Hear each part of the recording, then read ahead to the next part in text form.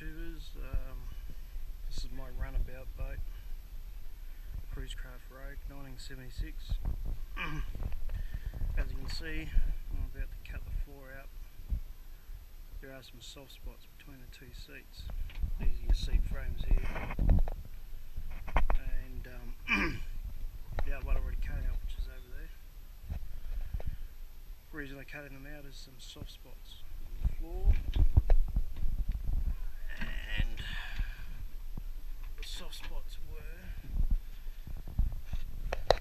what you can see here.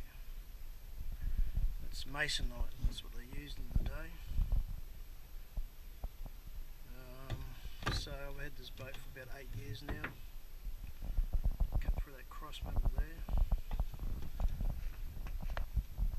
and I'm going to cut the rest out because just to see what I'm looking at and what the condition of the stringers are. And what the process would be to replace it.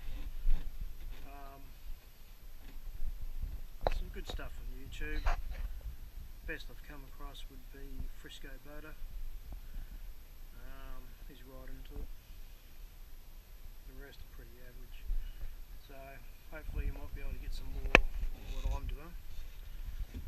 So what I started off doing, this is my inspection hole, is just drilled through these sections here. I knew there was a stringer there by standing on it. And then just get the jigsaw and jigsaw it out.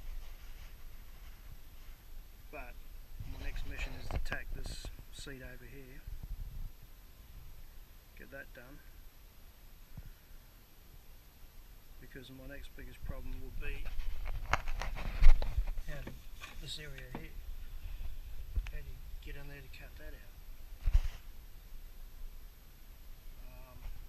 Anyway, so I bought myself some safety masks. This one's a good one because it does pretty much everything, but it also does solvents, spray painting, resins, laying fiberglass, etc.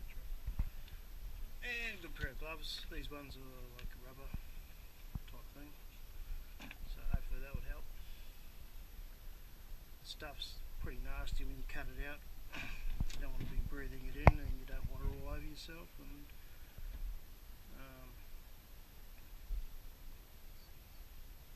definitely don't want to be breathing in the resins as well. I've read a lot, bought a couple of books that are worth buying. And so yeah, so hopefully I can get started on this project and get it done sooner than later. Get it back here. Not sure what I'll do there.